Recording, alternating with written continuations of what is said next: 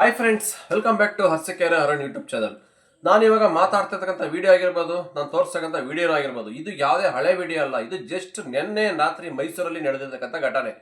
Bike taxi rider ಮೇಲೆ, ಹಂಗೆ booking ಮಾಡ್ತಕ್ಕಂಥ ಕಸ್ಟಮರ್ ಮೇಲೆ ಆಟೋ ಡ್ರೈವರ್ಸ್ ಇಬ್ಬರು ಅಲ್ಲೇ ಮಾಡಿದ್ದಾರೆ. ಅದನ್ನು ಲೈವ್ ಆಗಿ ವಿಡಿಯೋ ಮಾಡಿರ್ತಕ್ಕಂಥ ಡ್ರೈವರ್ನೇ ಅಪ್ಲೋಡ್ ಮಾಡಿ ಕಂಪ್ಲೇಂಟ್ ಕೂಡ ಆಗಿದೆ. ಸ್ಟೇಷನಲ್ಲಿ ಕೂಡ ಹೋಗಿ ಮಾತಾಡಿದ್ದಾರೆ. ಆ ವಿಡಿಯೋ ಪ್ಲೇ ಮಾಡ್ತೀನಿ, ನೋಡ್ಕೊಂಬನ್ನಿ. ಆಮೇಲೆ ಇದ್ರ ಬಗ್ಗೆ ಮಾತಾಡೋಣ. ನಾನ್ ಮಾಡ್ತೀನಿ. ನನಗೆ ಯಾವ ನೀವೇನ್ ಕೈ ಮಾಡೋಕೆ ಮುಟ್ಟಕ್ಕೆ ಯಾರು ನೀವು ನಂಗೆ ನೀನ್ ಯಾವ ನನ್ನ ಮುಟ್ಟಕ್ಕೆ ಯಾವ ಸುಳ್ಳೇನ ಮಾಡ್ತಾ ಇದೀಯಾ? ಯಾರು ಹೇಳ್ತೀಯ?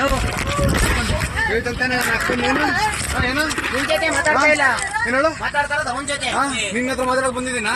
ಸುಳೆ ಮಗ ಅಂದಿದ್ದಾರೆ ನೀನು. ಮೊದಲ ಬಂದಿದ್ದೀನ? ಸುಳೆ ಮಗ ಅಂದಿದ್ದಾರೆ ಬಂದಿದ್ದೀನಾ? ಮಾತ್ರ ಮಾತಾಡ್ಬೇಕು. ನೋಡೋರಲ್ಲ ಸ್ನೇಹಿತರ ವಿಡಿಯೋನ. ಇಲ್ಲಿ ಆಗಿರೋದು ಇಷ್ಟೇ. ಜಸ್ಟ್ ರೈಲ್ವೆ ಸ್ಟೇಷನಲ್ಲಿ 11 ಗಂಟೆಗೆ ಪ್ಯಾಸೆಂಜರ್ ಎಲ್ಲ ಹೋಗಿರ್ತಾರೆ, ಬಂದು ಬುಕ್ ಮಾಡ್ತಾರೆ ಮನೆಗೆ ಬೈಕ್ ಟ್ಯಾಕ್ಸಿ. ರೈಡರ್ ಬಂದು ಇನ್ನೇನು OTP ತಗೊಂಡೋಗಿ ರೈಡರ್ ಪ್ಯಾಸೆಂಜರ್ ಗಾಡಿ ಕುತ್ಕೊಳ್ಳೋಂಥ ಟೈಮಲ್ಲಿ ಆಟೋದವ್ರು ಬಂದು ಗಲಾಟೆ ಮಾಡ್ತಾರೆ. ಬೈಕ್ ಟ್ಯಾಕ್ಸಿ ಯಾಕೆ ಬುಕ್ ಮಾಡ್ತೀಯಾ, ಏನಕ್ಕೆ ಮಾಡ್ತಿದ್ದೆ ಅಂತ ಫಸ್ಟ್ ರೈಡರ್ ಅಂತ ಕೇಳಿದ್ದಾರೆ. ಈ ಬೈಕ್ ಟ್ಯಾಕ್ಸಿ ಯಾಕಪ್ಪ ಮಾಡ್ತಾ ಇದ್ದೀನಿ, ನಿನಗೆ ಏನು ಪರ್ಮಿಷನ್ ಕೊಟ್ಟೋರಿಗೆ ನೀವು ಹೆಂಗೆ ಬೇಕಾ ಹೊಡಿಬೋದಂತ ರೈಡರ್ ಮೇಲೆ ಕೇಳಿಕ್ಕೆ ಅವ್ನು ಏನೂ ಮಾತಾಡಿಲ್ಲ. ಆದರೂ ಅವನ ಮೇಲೆ 3-4 ಜನ ಏಕಾಏಕಿ ಹಲ್ಲೆ ಮಾಡಿದ್ದಾರೆ. ನಂತರ ಅದನ್ನ ಪ್ಯಾಸೆಂಜರ್ ಕೂಡ ಹೇಳಿದ್ದಾರೆ, ಏನಕ್ಕಪ್ಪ ಈ ಥರ ನೀವು ಅಲ್ಲೇ ಮಾಡ್ತಾ ಇದ್ದೀರಾ, ಪರ್ಮಿಷನ್ ಬಂದಿದೆಯಲ್ಲ ಹೈಕೋರ್ಟಿಂದ ಲೀಗಲ್ ಆಗಿ, ಮತ್ತೆ ಯಾಕೆ ನಿಮ್ದು ಕಿರಿಕು, ಮತ್ತೆ ಈ ಥರ ಸ್ಟಾರ್ಟ್ ಮಾಡಿದ್ರ ಅಂತ ಕೇಳಿದ್ಕೆ ಪ್ಯಾಸೆಂಜರ್ಗೆ ಹಿಡ್ಕೊಂಡು ಹೊಡೆದಿದ್ದಾರೆ. ನೀನು ಏನಕ್ಕೆ ಹೋಗ್ತೀಯಾ, ನಿನಗೆ ಯಾರು ಪರ್ಮಿಷನ್ ಕೊಟ್ಟಿದ್ದು ಬೈಕಲ್ಲಿ ಹೋಗಕ್ಕೆ, ಆಟೋ ಬುಕ್ ಮಾಡ್ಕೊಂಡು ಹೋಗು, ನೀನು ಏನಕ್ಕೆ ಹೋಗ್ತೀಯ? ಅದು ಒಳ್ಳೆ ಮಾತಲ್ಲಿ ಹೇಳ್ತಾ ಇಲ್ಲ, ಬಾಯಲ್ಲಿ ನೋಡೋಲ್ಲ ಎಂತೆಂಥ ಮಾತುಗಳು, ಬರೀ ಅಮ್ಮ, ಅಕ್ಕ, ಆ ಮಗ, ಈ ಮಗ, ಬೋ ಮಗ, ಸೂ ಮಗ, ವರ್ಸ್ಟ್ ಲ್ಯಾಂಗ್ವೇಜೇ. ಅವ್ರ ಬಾಯಲ್ಲಿ ಬರೋದೇ ವರ್ಸ್ಟ್ ಲ್ಯಾಂಗ್ವೇಜು. ನಮ್ಗೆ ಪ್ರತಿ ವಿಡಿಯೋದಲ್ಲಿ ಹೇಳ್ತಾ ಇರ್ತೀರಿ, ಯಾರೋ ಈ ಥರ ಕೆಲವರು ಒಂದಿಷ್ಟು ಜನ ಮಾಡ್ತಾರಲ್ಲ ಈ ಥರ ಗುಂಡಾಗಿರಿಂದವ ಇವತ್ತು ಆಟೋ ಡಿಪಾರ್ಟ್ಮೆಂಟಲ್ಲಿ ಕೆಟ್ಟ ಹೆಸರು ಬರೋ ಕಾರಣ, ಅವ್ರಿಗೆ ಅನ್ಯಾಯ ಆಗೋ ಕಾರಣ ಇಂಥರಿಂದನೇ. ಯಾರೋ ಇಂಥರ 4 ಜನದ ಇವತ್ತು 6 ಲಕ್ಷ ಆಟೋದಲ್ಲಿ ಇಡೀ ಕರ್ನಾಟಕಕ್ಕೆ ಎಲ್ಲರ ಹೊಟ್ಟೆ ಮೇಲೆ ಹೊಡೆದಿದೆ ನಾವು ಬೈಕ್ ಟ್ಯಾಕ್ಸಿ ಬಂದು ಅನ್ನೋಕ್ಕೆ ಇದೇ ಮೈನ್ ರೀಸನ್ನು. ನಿಮ್ಮಲ್ಲಿ ಇರ್ತಕ್ಕಂಥ ಫಸ್ಟ್ ನಡವಳಿಕೆಗಳನ್ನ ನೀವು ಸರಿಪಡಿಸ್ಕೋಬೇಕು, ನಿಮ್ಮ ಗುಂಡಾಗಿರಿನ ಬಿಡಬೇಕು. ನೀವು 4 ಜನ ಇದ್ಬಿಟ್ರೆ ನಿಮ್ಗೆ ಎಲ್ಲಿದ್ದು ಪವರ್ ಬಂದ್ಬಿಡುತ್ತೆ ಗುಂಡಾಗಿರಿಗಳು. ಅದು ಕಸ್ಟಮರ್ ಚಾಯ್ಸ್. ಅವ್ನು ಬೈಕ್ ಆರು ಬುಕ್ ಮಾಡ್ತಾನೆ, ಆಟೋನಾರು ಬುಕ್ ಮಾಡ್ತಾನೆ, ಏನ್ರಲ್ಲಾರು ಹೋಗ್ತಾರೆ. ನೀವ್ಯಾಕೆ ಕೇಳ್ತೀರಾ? ಹೈಕೋರ್ಟಿಂದ ಪರ್ಮಿಷನ್ ಬಂತು, ಇನ್ಮೇಲೆ ಲೀಗಲ್ ಅಂತ ಯಾರು ಕೇಳಂಗಿಲ್ಲ ಅಂತ ಹೇಳಿದ್ದಾರೆ. ಇನ್ನು ಮತ್ತೇನು ನಿಮ್ದು ತಕರಾರುಗಳು? ಇದ್ರ ಬಗ್ಗೆ ಆಕ್ಷನ್ ತಗೊಳ್ಳಿ ನಿಮ್ಮ ಆಟೋ ಸಂಘಟನೆಗಳು. ನ್ಯಾಯವಾಗಿ ಹೋರಾಡೋಣಪ್ಪ. ಈ ಥರ ಎಲ್ಲ ಯಾರು ತೊಂದರೆ ಕೊಡಬೇಡಿ, ಪ್ಯಾಸೆಂಜರ್ ಆಗಿರ್ಬೋದು, ರೈಡರ್ಗೆ ಆಗಿರ್ಬೋದು, ಈ ಥರ ಯಾರು ತೊಂದರೆ ಕೊಡಬೇಡಿ. ಇದನ್ನು ನ್ಯಾಯ ರೀತಿಯಲ್ಲಿ ಹೋರಾಡೋಣ, ಕಾನೂನು ಪ್ರಕಾರನೇ.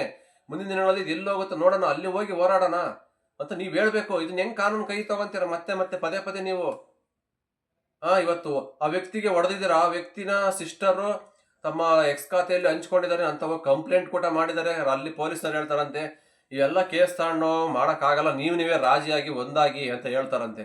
ಏನಂಗಾರೆ ಇವ್ರು ಇಟ್ಕೊಂಡು ಹೆಂಗ್ ಬೇಕಂಗೆ ಹೊಡೆದ್ರು, ಬಾಯಿ ಬಂದಂಗೆ ಬೈದ್ರು ಇವ್ರನ್ನೆಲ್ಲ ರಾಜಿ ಮಾಡ್ಕೊಳಕ್ಕಾಗತ್ತಾ? ಇವತ್ತು ನಾಳೆ ಇಷ್ಟಕ್ಕೆ ನಾಳೆ ಇನ್ನೊಂದು ದೊಡ್ಡದಾಗ್ಬೋದು. ಕೊಲೆನೇ ಮಾಡಿಬಿಟ್ರೆ ಏನು ಮಾಡ್ತೀರಿ? ನಾಳೆ ಎಲ್ಲ ಹೊಡೆದಾಟದಲ್ಲಿ ಎಲ್ಲೋ ಒಂದು ಬೀಳ್ಬಾರ್ದು ಬಾಕೆ ಏಟು ಬಿದ್ದುಬಿಟ್ಟು ಅವ್ನು ಸತ್ಯವಾದ್ರೆ ಏನು ಮಾಡ್ತೀರಾ? ಅವ್ರ ಫ್ಯಾಮಿಲಿಗೆ ನೀವು ಹಾಕ್ತೀರಾ? ಅವ್ರ ಅಪ್ಪ ಅಮ್ಮನ ಸಾಕ್ತೀರಾ? ಅವ್ರ ಹೆಂಡತಿ ಮಕ್ಳು ನೀವು ಸಾಕ್ತೀರಾ? ಸಾಯ ಗಂಟೆ ಅವ್ರಿಗೆ ಊಟ ಹಾಕ್ತೀರಾ, ಅನ್ನ ಹಾಕ್ತೀರಾ? ಈ ಥರ ಎಲ್ಲ ನೀವು ಗುಂಡಾಗಿರಿ ಮಾಡ್ತಿರಲ್ಲ, ಹೆಂಗೆ ಇದು? ಏನಾರು ಒಂದು ಹೆಚ್ಚು ಕಮ್ಮಿ ಆಯಿತು, ನೀವು ಹೊಡಿಬೇಕಾದ್ರೆ ಏನು ಮಾಡ್ತೀರಾ? ಫಸ್ಟು ಯಾವುದೇ ಒಂದು ವ್ಯಕ್ತಿ ಮೇಲೆ ಕೈ ಮಾಡೋದು ಬಿಡಿ, ಕೆಟ್ಟ ಪದಗಳನ್ನ ಯೂಸ್ ಮಾಡೋದು ಬಿಡಿ.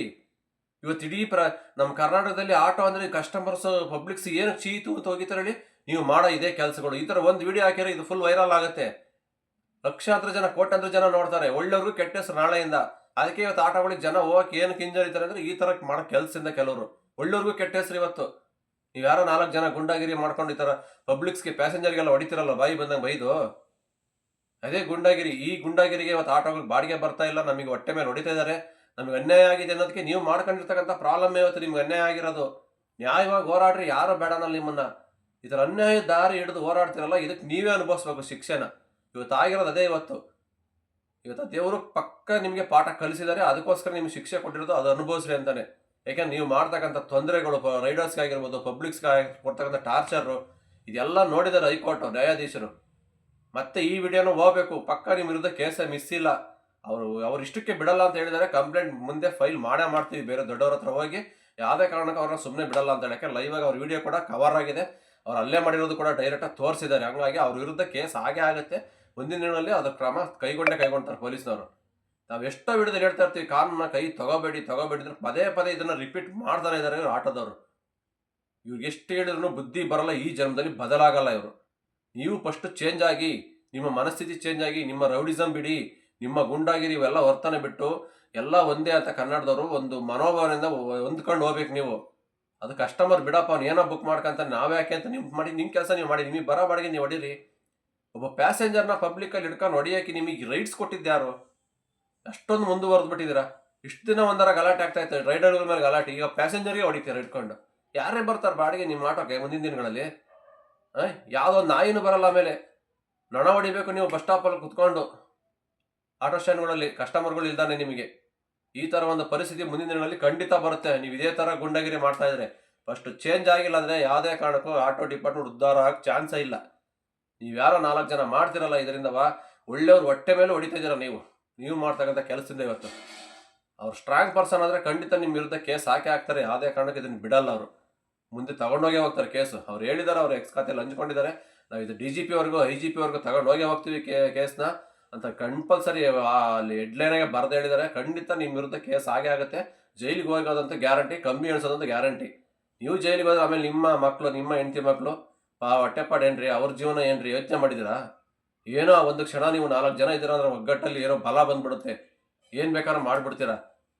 ನಾಳೆ ದಿವಸ ಏನಾಗುತ್ತೆ ಅನ್ನೋದು ಫಸ್ಟ್ ಥಿಂಕ್ ಮಾಡ್ಬೇಕು. ಫಸ್ಟ್ ನೀವು ಒಬ್ಬರ ಮೇಲೆ ಕೈ ಇಡೋದಕ್ಕಿಂತ ಮುಂಚೆ ಥಿಂಕ್ ಮಾಡಿ. ನಾವೇನೋ ಹೊಡೆದ್ಬಿಟ್ಟು ಏನೋ ಒಂದು ಜೈಲಿಗೆ ಹೋಗ್ಬಿಡ್ಬೋದು. ನಮ್ಮನ್ನು ನಂಬಿರ್ತಕ್ಕಂಥ ಹೆಂಡತಿ ಮಕ್ಕಳು ಅಪ್ಪ ಅಮ್ಮ ಇರ್ತಾರೆ, ಅವ್ರು ಬೀದಿ ಪಾಲು ಆಗಲ್ವಾ? ಬೀದಿಗೆ ಬರಲ್ಲ ಅವ್ರ ಜೀವನ. ಇದ್ರ ಬಗ್ಗೆ ಯೋಚನೆ ಮಾಡಿದಿರಾ? ಇವೆಲ್ಲ ಬಿಟ್ಬಿಟ್ಟು ಒಳ್ಳೆ ರೀತಿಲಿ ಬದುಕೋದು ಕಲೀರಿ. ಇಲ್ಲಾಂದರೆ ಸುಮ್ಮನೆ ಎಲ್ರಿಗೂ ಕೆಟ್ಟ ಹೆಸರು. ನಿಮ್ಮಂಥವ್ರಿಂದ ಇವತ್ತು ಆಟೋ ಡಿಪಾರ್ಟ್ಮೆಂಟ್ಗೆ ಬ್ಯಾಡ್ ನೇಮ್ ಬರೋದೇ ನಿಮ್ಮಂಥವ್ರಿಂದ. ನಾನು ಪದೇ ಪದೇ ಪ್ರತಿಯೊಂದು ವಿಡಿಯೋದಲ್ಲೂ ಹೇಳ್ತಾ ಇರ್ತೀನಿ. ಯಾರೋ 4 ಜನ ಮಾಡೋದ್ರಿಂದನೇ ಇವತ್ತು ಈ ಥರ ಆಗ್ತಾ ಇರೋದು. ಈ ಗುಂಡಾಗಿರಿ ಮಾಡೋದು ಬಿಟ್ಬಿಟ್ಟು ಒಳ್ಳೆ ಥರದಲ್ಲಿ ಬಾಳೋದು ಕಲೀರಿ. ಓಕೆ ಫ್ರೆಂಡ್ಸ್, ಈ ವಿಡಿಯೋ ಅಷ್ಟೇ. ಯಾಕೆಂದ್ರೆ ಇಷ್ಟು ದಿವಸ ಒಂಥರ ಆಗ್ತಾಯಿತ್ತು, ಬಟ್ ಈಗ ಹೈಕೋರ್ಟಿಂದ ಲೀಗಲಾಗಿ ಬಂದ್ರೂ ಕೂಡ ಆಟೋದವರು ಬೈಕ್ ಟ್ಯಾಕ್ಸಿ ರೈಡರ್ಸ್ಗಳ ಮೇಲೆ ದಬ್ಬಾಳಿಕೆ ನಡೀತಾನೆ ಇದೆ. ಅದಂತೂ ಮೈಸೂರಲ್ಲಂತೂ ತುಂಬ ಅತಿರೇಕ. ಯಾಕೆಂದರೆ ಫಸ್ಟ್ ಸ್ಟಾರ್ಟ್ ಆಗಿದೆ ಜಾಸ್ತಿ ಮೈಸೂರಲ್ಲೇ ಬೈಕ್ ಟ್ಯಾಕ್ಸಿ ರೈಡರ್ಸ್ಗಳ ಮೇಲೆ ಅಲ್ಲೇ ಆಗೋದು, ನಂತರ ಪಬ್ಲಿಕ್ಸ್ಗೆ.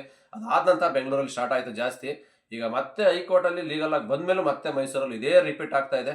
ಬಟ್ ಇದಕ್ಕೆ ಏನು ಮಾಡಬೇಕು ಅಂತ ಪೊಲೀಸ್ ಡಿಪಾರ್ಟ್ಮೆಂಟೇ ನೋಡ್ಕೋಬೇಕು. ಯಾಕೆಂದರೆ ಇದನ್ನು ಅವರೇ ಒಂದು ಕಾನೂನನ್ನ ಕೈ ತೊಗೊಂಡಿದ್ದಾರೆ ಅಂದಮೇಲೆ ಆಟೋ ಡ್ರೈವರ್ಸ್ಗಳು ನೀವು ಇದ್ರ ಬಗ್ಗೆ ಸೀರಿಯಸ್ ಆಗಿ ಆಕ್ಷನ್ ತಗೊಂಡು ಅವ್ರಿಗೆ ಶಿಕ್ಷೆ ಕೊಡಿಸ್ಲೇಬೇಕು. ಯಾಕೆಂದರೆ ಇದು ಹಿಂಗೆ ಬಿಟ್ಟರೆ ನಾಳೆ ದಿವಸ ಇನ್ನೂ ದೊಡ್ಡದು ಮಾಡ್ತಾರೆ ಇವರೆಲ್ಲ. ಹಂಗಾಗಿ ಇಲ್ಲಿಗೆ ಸ್ಟಾಪ್ ಆಗಬೇಕು. ಇನ್ನು ಮುಂದೆ ಯಾವುದೇ ಒಂದು ರೈಡರ್ಗೆ ಆಗಿರ್ಬೋದು, ಪ್ಯಾಸೆಂಜರ್ಗೆ ಆಗಿರ್ಬೋದು, ಆಟೋ ಡಿಪಾರ್ಟ್ಮೆಂಟ್ ಕಡೆಯಿಂದ ತೊಂದರೆ ಆಗಬಾರ್ದು. ಇದನ್ನು ಸೀರಿಯಸ್ ಆಗಿ ಒಂದು ವಾರ್ನಿಂಗ್ ಅಂತ ಕೊಡಿ ಎಲ್ಲರಿಗೂ. ಕೇಳ್ಕೊಳ್ಳೋದು ಇಷ್ಟೇ ನಮ್ಮ ಕರ್ನಾಟಕದ ಪೊಲೀಸ್ ಅಧಿಕಾರಿಗಳಿಗೆ. ಓಕೆ ಫ್ರೆಂಡ್ಸ್, ಈ ವಿಡಿಯೋ ಇಲ್ಲಿಗೆ ಮುಗಿಸ್ತಾ ಇದ್ದೀನಿ. ಮತ್ತೆ ಸಿಗ್ತೀನಿ ಮುಂದಿನ ವಿಡಿಯೋದಲ್ಲಿ. ಅಲ್ಲಿವರೆಗೂ take care, bye bye, have a nice day. ಜೈ ಹಿಂದ್, ಜೈ ಕರ್ನಾಟಕ ಮಾತೆ.